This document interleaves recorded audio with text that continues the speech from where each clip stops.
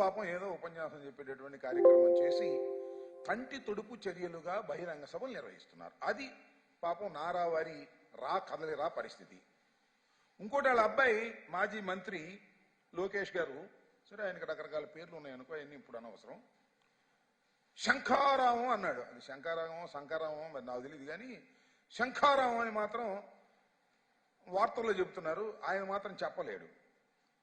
ఆ శంఖం ఊదలేకపోతున్నాడు. ఇంకా రావం ఎక్కడొస్తుంది?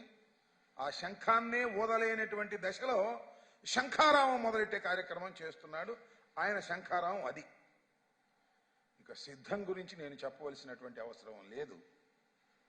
ఇప్పుడు 3 ప్రాంతాల్లో సిద్ధం అనే బహిరంగ సభలను మా పార్టీ అధ్యక్షులు జగన్మోహన్ రెడ్డి గారు నిర్వహించారు,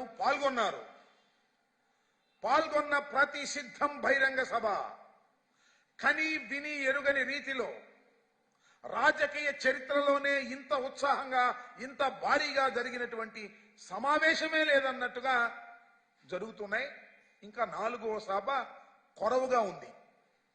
ఈ సభలు అయిపోయిన తర్వాత ఈ సభలు చూస్తున్నప్పుడు అన్ని చూస్తున్నప్పుడు కొద్దిగా తెలుగుదేశం పార్టీకి సంబంధించినటువంటి మేధావులనండి, తెలుగుదేశం పార్టీకి సంబంధించిన ఆశాబాహులనండి, వారి భ్రమలు తొలగిపోతున్నాయి, వారికి పట్టినటువంటి మొబ్బులు తొలగిపోతున్నాయి.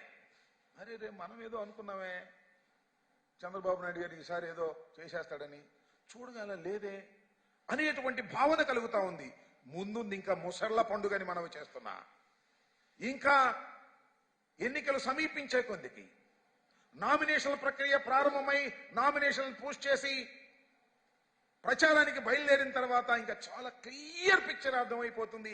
ఈ రాష్ట్రంలో తిరిగి మళ్ళా జగన్మోహన్ రెడ్డి గారే ముఖ్యమంత్రి కాబోతున్నారు, 175 టార్గెట్ గా పెట్టుకుని వెళ్ళబోతున్నారనే దాన్ని ఏ మాత్రం సంశయం లేనటువంటి రీతిలో ప్రజలకు అర్థమయ్యే రీతిలో అర్థమవుతాయని కూడా ఈ సందర్భంగా నేను మనవి చేస్తున్నా. దీంతో పాటు సరే ఏదో వాళ్ళు బహిరంగ సభలు పెట్టుకున్నారు.